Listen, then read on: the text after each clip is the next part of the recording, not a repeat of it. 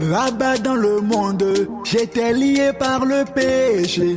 Bien-aimés frères et sœurs dans le Seigneur, bonjour, je suis Carlos Rekandé pour 5 minutes avec Jésus-Christ.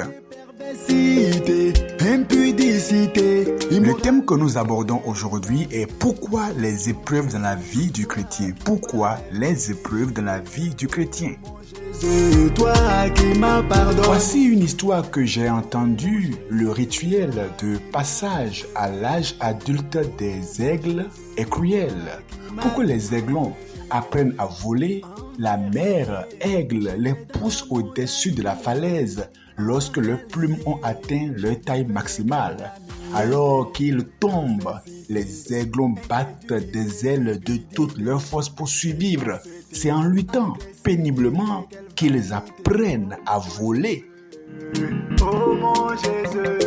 Mais afin de leur apprendre à planer dans les hauteurs, la mère aigle fracture leurs ailes et les pousse à nouveau au-dessus de la falaise. Cette fois, ils souffrent bien plus qu'avant.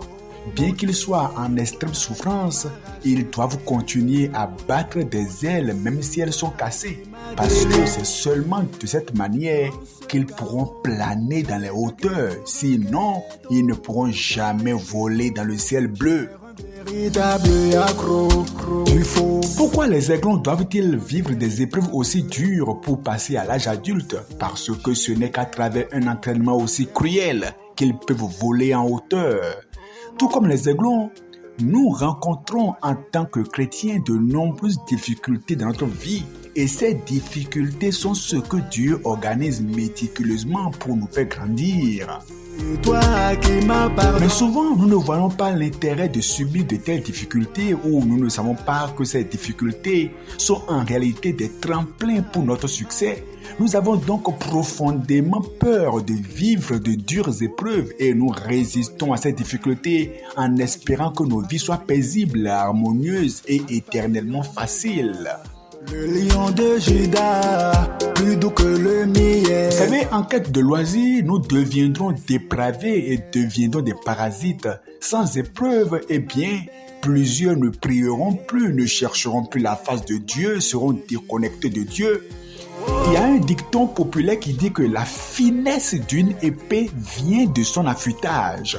Et le parfum des fleurs de prunier vient du froid mordant. Ce n'est qu'en étant tempéré à plusieurs reprises que le fer peut être transformé en acier de qualité.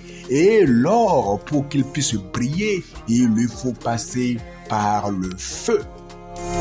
Nous voulons crier, jubiler. Dans nos vies, Dieu met en place pour chacun de nous certaines épreuves et tribulations. Lorsqu'il rencontre des difficultés, des échecs et des obstacles, certaines personnes baisseront les bras et ne s'en relèveront jamais, tandis que d'autres continueront à se battre. Il y a un adage qui dit que les lâches ne gagnent jamais et les gagnants ne lâchent jamais. Après avoir trébuché à plusieurs reprises, eh bien, nous devenons de plus en plus forts, matures et stables, capables de prendre des responsabilités. Après avoir traversé tant d'épreuves, nous devenons comme l'acier de qualité, l'acier de qualité tempéré à maintes reprises. Atrocité, méchanceté, perversité, impudicité, immoralité. Puisque l'épreuve est la clé du succès, comment devrons-nous faire face à ces épreuves? La Bible dit, fortifiez-vous dans le Seigneur et par sa force toute puissante. C'est pourquoi prenez toutes les armes de Dieu afin de pouvoir résister dans le mauvais jour et tenez ferme après avoir tout surmonté. Vous devez apprendre à comprendre que les épreuves sont pour vous former, pour vous donner une colonne vertébrale assez solide. Ne vous attendez pas à une vie chrétienne où tout est facile, tout est paisible, tout est aisé. Non, attendez-vous à avoir des difficultés. L'apôtre Paul ressentait des douleurs dans son corps. Il était malade, mais il a prié Dieu de lui enlever cette douleur qui était dans son corps. Mais Dieu lui a dit non. Cette douleur restera là, mais ma grâce te suffit. Dieu permet des choses pour nous obliger à nous concentrer sur lui, pour nous obliger à chercher sa face, pour nous obliger à créer une intimité forte avec lui.